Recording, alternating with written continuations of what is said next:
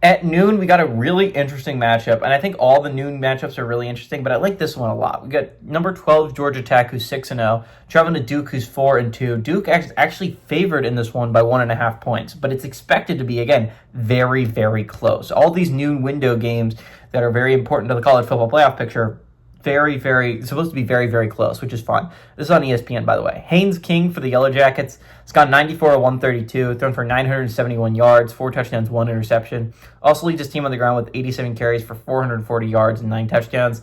Isaiah Canyon had 16 catches for 245 yards and 2 touchdowns.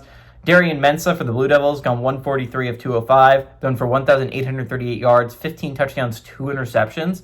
Nate Shepard had 56 carries for 447 yards and 4 touchdowns, and Cooper Barcades had 26 catches for 475 yards and 4 touchdowns.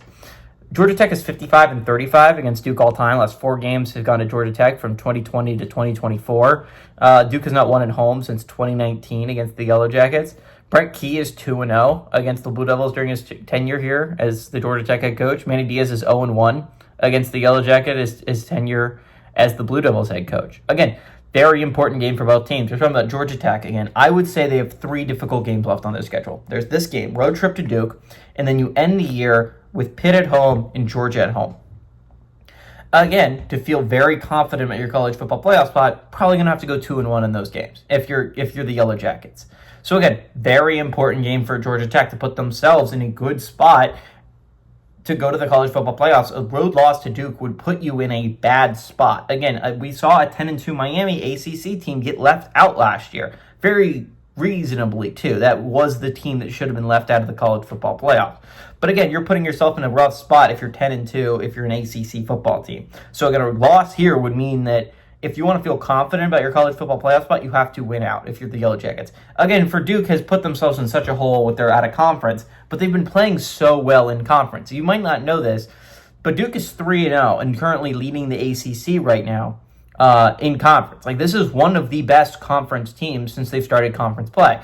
And again, road losses to Tulane and a home loss against Illinois is not the 2 worst losses to have on your resume if you're the Blue Devils. But again, you have to win out to have yourself a shot at an at-large berth. You have to win out, and then your loss has to be in the ACC championship game. That is really the only way for the Blue Devils to go to the college football playoffs outside of getting that auto bid, which they honestly can do. Again, the Blue Devils have a kind of difficult schedule. They still have a game against Virginia left on that schedule that is going to be a very difficult game if you're Duke. But this is probably the most difficult game, and I think Duke matches up well enough they're coming off a bye, by the way, so they had a lot of time to prep for Georgia Tech.